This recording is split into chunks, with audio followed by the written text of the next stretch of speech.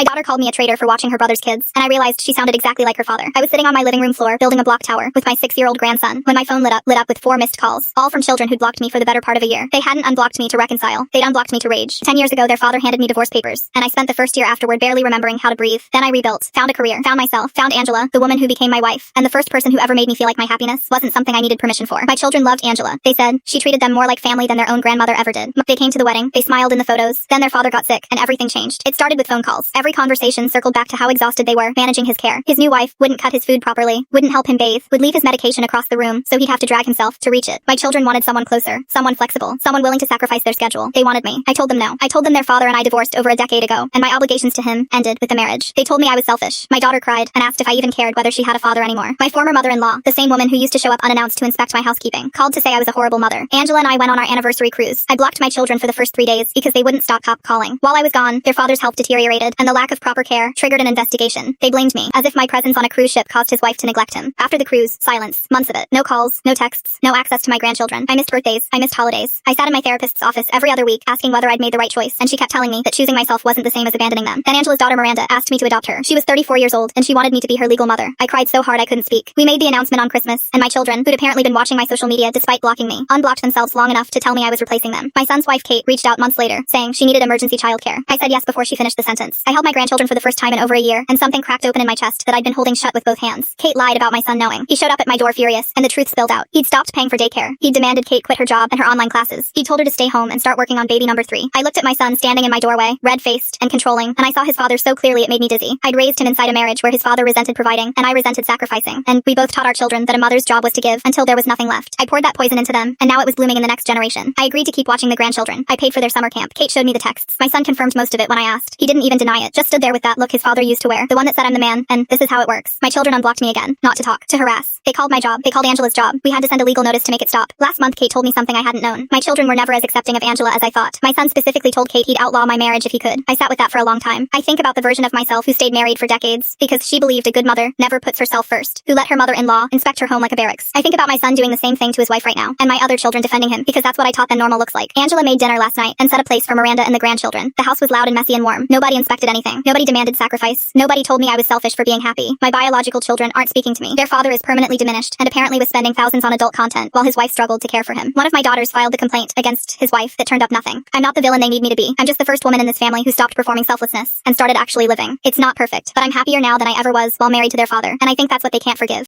I believe you do not owe your expose your time, energy, or caregiving after divorce. Prioritize your own happiness, boundaries, and a new life without guilt. Your adult children's expectations are not your obligation to fulfill.